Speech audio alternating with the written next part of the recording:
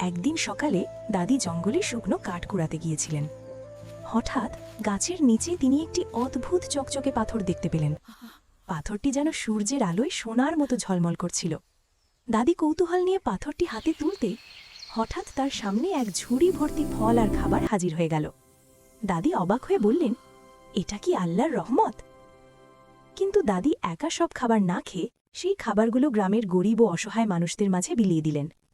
কিছুদিন পর এক লোভী লোক এই রহস্য দেখে ফেলল। সে রাতে চুপি চুপি এসে পাথরটি দাদির কাছ থেকে চুরি করে নিতে চেষ্টা করল।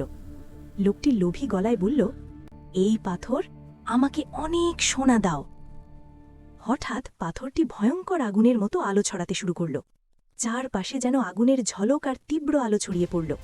ভয়ে লোকটি চিৎকার করে দৌড়ে জঙ্গলের ভেতর পালিয়ে গেল। পরদিন দাদি আবার সেই পাথরটি হাতে নিলেন। পাথরটি শান্ত হয়ে আবার খাবার আর ফল হাজির করল।